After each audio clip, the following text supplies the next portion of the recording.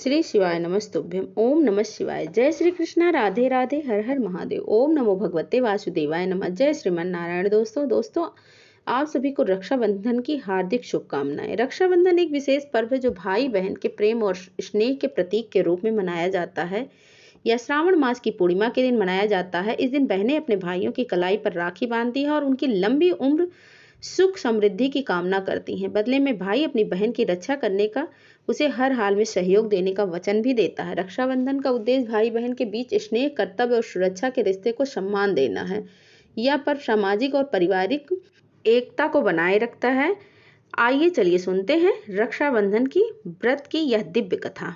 बहुत समय पहले की बात है। गांव के बाहरी छोर पर, जहां सूरज की पहली किरणें सदियों पुराने बरगद के पत्तों को छूती है, एक छोटी सी कुटिया में राधा और उसका भाई माधव रहते थे। उनकी दुनिया बहुत छोटी थी लेकिन प्रेम से भरी हुई थी।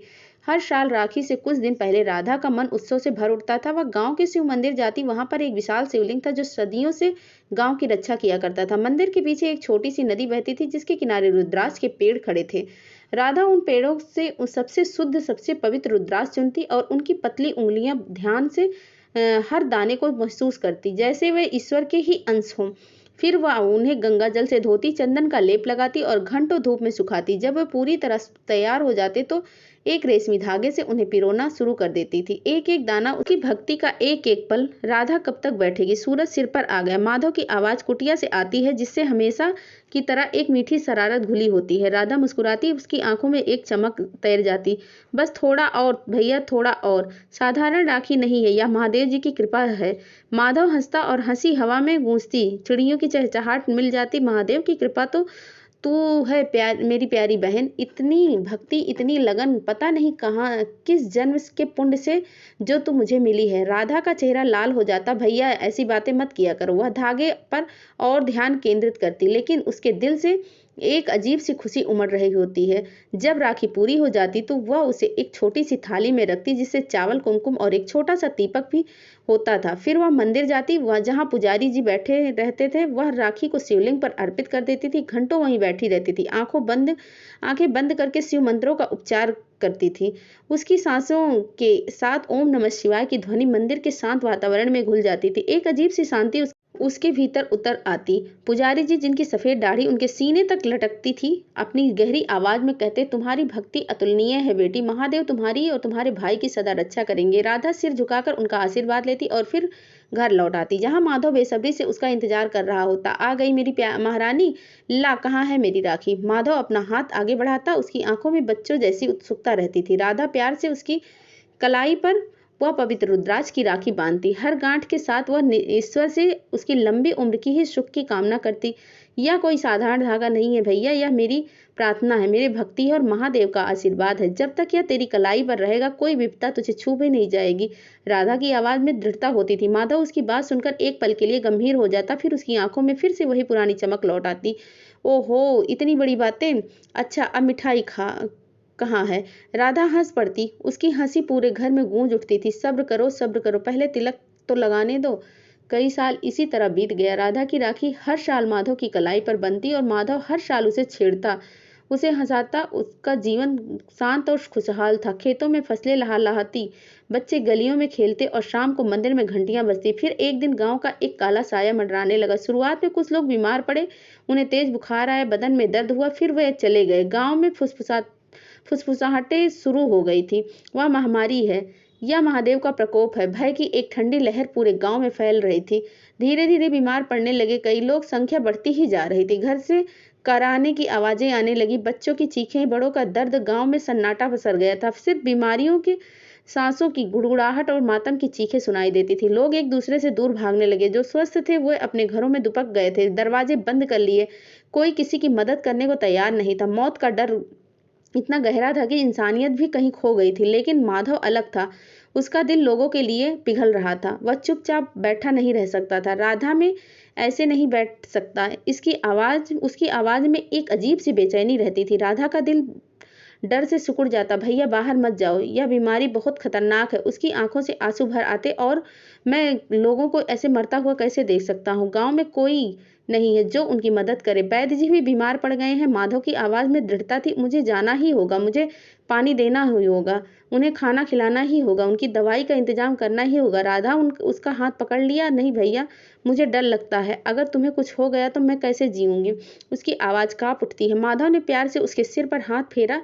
मुझे कुछ नहीं होगा, राधा महादेव है ना, और फिर तेरी राखी मेरी कलाई पर है। तूने ही तो कहा था यह मुझे हर विपदा से बचाएगी। उसने एक हल्की सी मुस्कान दी, लेकिन उसकी आंखों में चिंता साफ दिख रही थी। और फिर महादेव निकल पड़ा। वह गांव के हर घर में जहां भी मदद की जरूरत थी, उसने बीमारी को में पानी पिलाया। उसने माथे पर ठंडी पट्टियां रखी, उन्हें सांत्वना दी। उसने अपने हाथों से उनके कपड़े साफ किए, उनके लिए खाना बनाया। गाँव वालों ने भी उसे मसीहा कहना शुरू कर दिया।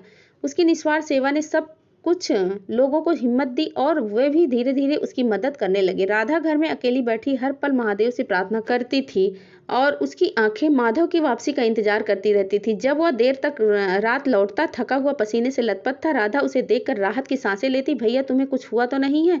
वह हर बार पूछती। मैं ठीक हूँ राधा, बस थोड़ा थक गया हूँ। माधव मुस्कुराता और उसका शरीर जवाब दे रहा था। उसकी आंखें लाल हो रही थी और चाल में लड़खड़ाहट आ गई थी। कई हफ्ते तक यही चलता रहा। माधव ने अपनी जान की परवाह न करते हुए गांव की सेवा की, लेकिन महामारी भी कम होने के नाम ही नहीं ले रही थी। एक दिन माधव जब घर लौटा तो उसकी सांसें तेज चल रही थी। उसके माथे पर पसीने की बूंदें और उसका चेहरा पीला पड़ गया था। भैया तुम ठीक नहीं लग रहे हो। राधा का दिल धक धक हो रहा था।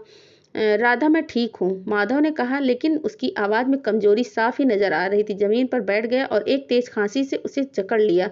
उसकी सांसें घुरघुराने लगी। कफ कफ। राधा ने तुरंत उसका माथा छुआ। तुम्हारा शरीर जल रहा है भैया, तुम्हें बुखार है। उसकी आवाज़ में डर और निराशा घुली हुई थी। माधव ने अपनी आंखें बंद कर ली। शायद थोड़ा सा बस आराम की जरूरत है, लेकिन यह सिर्फ थोड़ा सा बुखार नहीं था।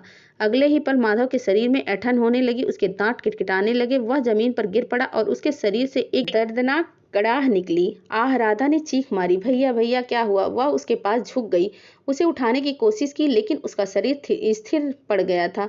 कोई है, मदद करो। उसकी चीखें गांव के सुनसान गलियों में गूंज रही थी, लेकिन कोई जवाब नहीं आया। डर के मारे राधा ने माधव को घसीटकर कुटिया के अंदर ले आई। उसे एक साफ कपड़े पर लिटाया और उसका शरीर आग की तरह तप रहा था। उसकी सांसें उखड़ रही थी। एक अजीब सी घरघराहट उसके सीने से आ रही थी। उधर राधा ने उसे पानी पिलाने की कोशिश की, लेकिन माधव ने उसे निगलने से मना कर दिया। उसका शरीर कांप रहा था और वह लगातार बरबरा रहा था। पानी पानी और लोगों को मदद। राधा ने उसकी आंखें बंद कर ली। उसकी गालों पर गर्म आंसू बहने लगे। महादेव महादेव, मेरे भैया को बचा लो। उसने सबकी मदद की, उसे कुछ नहीं होना चाहिए। उसकी आवाज में एक दर्दनाक चीख थी। माधव, ओ मेरे माधव। रात गहरी होती जा रही थी और माधव की हालत बिगड़ती ही जा रही थी। उसकी सांसें कमजोर होती जा रही थी। उसका चेहरा और भी पीला पड़ रहा था। राधा ने उसकी कलाई पर बांधी रुद्राक्ष की राखी देखी। वह राखी जो उसने हर साल इतनी भक्ति से बांधी थी। उसकी आंखों में एक नई उम्मीद की किरण चमकी। राखी, मेरी राखी, वह फुसफुसाई। उसने माधव की कलाई पर राखी को कसकर पकड़ा और तुम्हें बचाएगी भैया, मैंने कहा था ना, यह तुम्हें हर विपदा से बचाएगी। उसने तुरंत अपने मन में शिव जी का ध्यान किया। उसकी आंखों के सामने शिव जी का शिवलिंग घूमने लगा। उसने अपने ओठें खोली और ओम नमः शिवाय का जाप करना शुरू कर दिया। लेकिन इस बार उसकी आवाज में एक अजीब सी शक्ति थी। वह चीख चीख कर महादेव को पुकारने लगी। महादेव, मेरे भैया को बचा लो, मेरी शक्ति की लाज रखना, मेरी राखी की शक्ति दिखाओ। उसकी आंखें बंद थी, लेकिन उसके दिमाग में सिर्फ एक ही छवि थी, माधव का स्वस्थ चेहरा और उसकी हंसी। वह उसके कानों में फुसफुसाती रही, तुम ठीक हो जाओगे भैया, तुम्हें कुछ नहीं होगा। रात भर राधा वहीं पर बैठी रही, माधव का हाथ पकड़े जाप करती रही। उसकी आवाज कभी तेज होती, कभी धीमी होती, लेकिन रुकती नहीं। सुबह होने तक लगी रही। पहली किरण कुटिया के अंदर झांकने लगी। माधव का शरीर अभी भी तप रहा था, लेकिन उसकी सांसों की घबराहट थोड़ी कम हुई थी। अचानक माधव ने एक गहरी सांस ली। राधा का दिल तेजी से धड़का। उसने आंखें खोली। माधव की आंखें धीरे धीरे खुली। वे लाल थी, लेकिन उनमें थोड़ी सी चमक लौट आई थी। भैया, राधा ने कांपते हुए आवाज से पूछा। माधव ने धीरे से अपना सिर हिलाया। पानी। उसकी आवाज अभी भी कमजोर थी, लेकिन पहले से बेहतर थी। राधा ने जल्दी से पानी का लोटा उठाया, उसे पिलाया। माधव ने धीरे धीरे पानी पिया। अच्छा लगा। राधा ने उसका माथा छुआ। बुखार अभी भी था, लेकिन पहले जितना नहीं था। तुम ठीक हो रहे हो भैया, तुम ठीक हो रहे। उसकी आंखों से खुशी के आंसू बहने लगे। अगले कुछ दिनों तक राधा ने माधव की पूरी देखभाल की। उसने उस आयुर्वेदिक काढ़ा पिलाया, उसके माथे पर ठंडियां पट्टी रखी, हर पल उसकी कलाई पर बंधी राखी को देखती रही और मन ही मन महादेव को धन्यवाद करती रही। धीरे धीरे माधव की तबीयत सुधरने लगी। एक हफ्ते के अंदर वह उठकर बैठ सका। राधा, मुझे भूख लगी है, माधव ने एक दिन कहा कि राधा के चेहरे पर एक बड़ी सी मुस्कान आ गई। यह वही माधव था जो हमेशा खाने की बात करता था। अभी लाती हूँ भैया, उसने खुशी से कहा। जब माधव पूरी तरह ठीक हो गया तो गांव में भी महामारी का प्रकोप कम होने लगा। नए मामले आने बंद हो गए थे और जो बीमार थे वो भी ठीक हो रहे थे। गांव में फिर से जीवन लौट आया था। बच्चे गलियों में खेलने लगे थे और खेतों में फिर से रौनक आ गई थी। माधव गांव में हीरो बन गया था। लोग उसके पास आते थे और उसे धन्यवाद देते थे। तुमने हमारी जान बचाई है माधव, तुमने हमें नया जीवन दिया है। माधव मुस्कुराता, लेकिन उसका चेहरा गंभीर हो जाता। मैंने कुछ नहीं किया है, यह सब राधा की भक्ति के कमाल है। उसकी राखी ने मेरी रक्षा की है। उसने अपने भाई के कलाई पर बांधी रुद्राक्ष की राखी को दिखाया। यह महादेव का आशीर्वाद है। गांव वालों ने राधा की ओर देखा। उसकी आंखों में श्रद्धा थी। उन्होंने देखा कि कैसे एक बहन की निस्वार्थ भक्ति ने उसके भाई को और पूरे गांव को बचाया था। अगले साल राखी का त्योहार आया। राधा ने फिर से रुद्राक्ष चुने और उन्हें साफ किया, एक रेशमी धागे में पिरोया। इस बार उसने हाथ पहले से ज्यादा दृढ़ थे और उसके चेहरे पर एक गहरी शांति थी। उसने राखी को शिवलिंग पर अर्पित किया और घंटों वहीं बैठी रही। उसकी आंखों से कृतज्ञता के आंसू थे। जब वह घर लौटी तो माधव पहले से ही इंतजार कर रहा था। उसकी आंखों में पहले से ज्यादा चमक थी।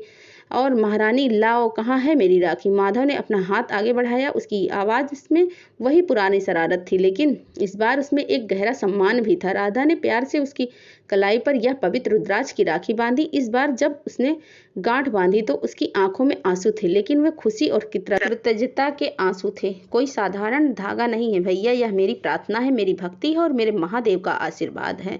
और मैंने देखा है यह तुम्हें हर विपदा से बचाती है। राधा की आवाज में एक अजीब सी गहराई थी। माधव ने राखी को देखा, फिर राधा की आंखों में देखा। हाँ राधा, मैंने भी यह देखा है, तुम्हारी भक्ति ने मुझे नया जीवन दिया है। और उसकी आवाज कांप उठी। धन्यवाद मेरी प्यारी बहना। राधा ने मुस्कुराया और उसकी मुस्कान में सूरज की चमक थी। श्री शिवाय नमस्तुभ्यम। राखी सिर्फ एक धागा नहीं, वह भक्ति और प्रेम आत्मा की शक्ति है। दोस्तों, इस वीडियो में रक्षाबंधन पर्व की पावन कथा यहीं पर समाप्त होती है। भगवान भोलेनाथ की कृपा आप सभी पर बनी रहे। श्री शिवाय नमस्तुभ्यम। ओम नमः शिवाय।